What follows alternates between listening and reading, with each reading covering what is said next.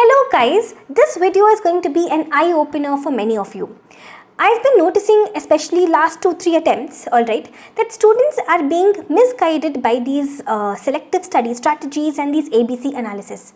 All of these analysis and strategies, if you see, they put the TDS chapter and the return of income chapter in category C. Alright, but I'll show you a certain pattern over here which will change your entire perspective about these two chapters. See, notice this pattern, okay? Your new syllabus started since May 2024. Till now, there are 4 exams in new syllabus: May 24, September 24, Jan 25 and May 25.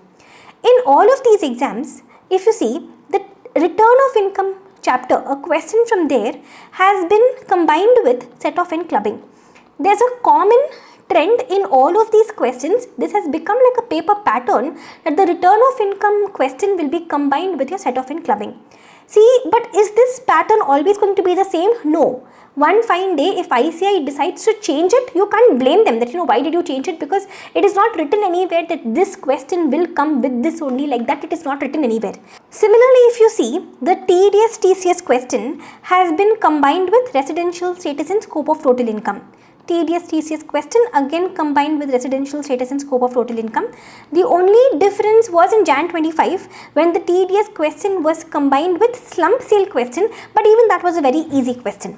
So what I'm trying to show you over here is residential status and scope of total income. We all do so well and go. But that will make sense only if we also do TDS TCS properly and go. The set off and clubbing chapter is one of the easiest chapters in your syllabus. The questions from here are generally very easy, and there are lesser complications when compared to other questions in this question, okay?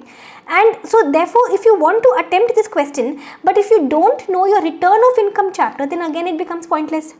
So if you are being thorough in residential status, also make TDS and TCS your strength.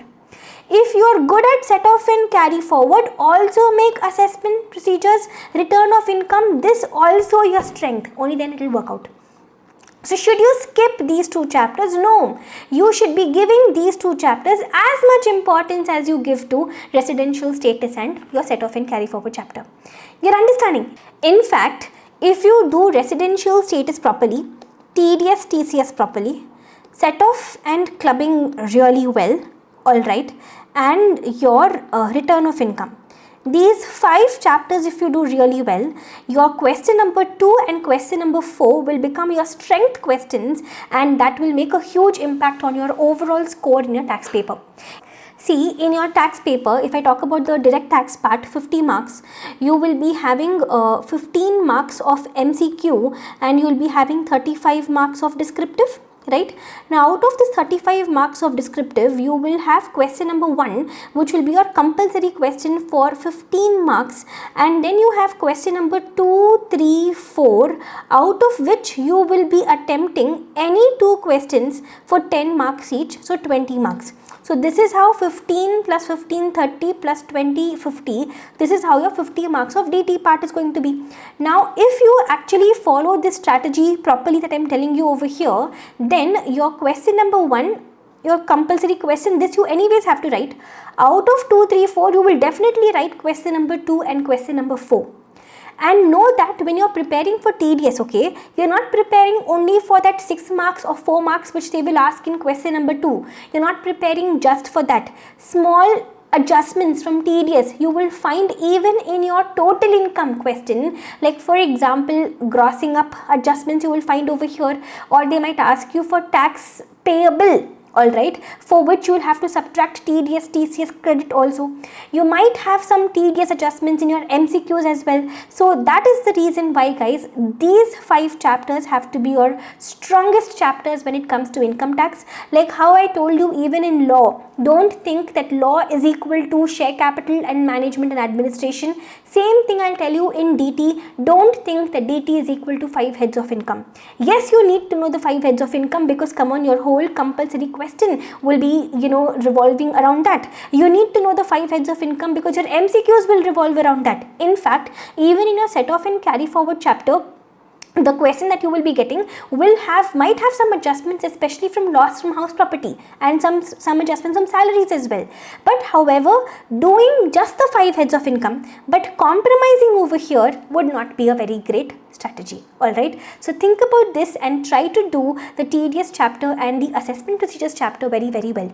That is why if you see, when I do the DT workout batch, I'll show you the handout. Okay, we do close to 50 questions from just TDS and TCS. We spend around 4 to 5 classes on just TDS and TCS, and we make it one of our biggest strengths. So you can go and ask any of the workout batch students out there, none of them will tell you that they have skipped TDS and TCS. Even if you've not learned it ever before, okay, most of the students, when they attend the workout batch, they come with a mindset that TDS and TCS I'm going to skip. So they come without even revising or without even preparing for it. So even if you're learning TDS and TCS for the very first time through the workout batch, trust me when I say this chapter will become one of your biggest strengths, because TDS and TCS is important not only from your exam point of view, but also from your articleship point of view, and later the practical point of view also. You do need to know this. So even if you're attending the workout batch with absolutely no idea about this chapter, come without any worry. I'll take care of this chapter for you. Alright, so that is it guys. I'm hoping after watching this video, none of you will even think about compromising in these two areas, especially TDS and the return of income area. For return of income, what I'm planning to do is I'll put up a video in a day or two, alright, wherein I'll discuss some very important and highly expected areas. From here, I'll put up a video for you on YouTube as well, so that we can benefit a larger audience. That's it guys.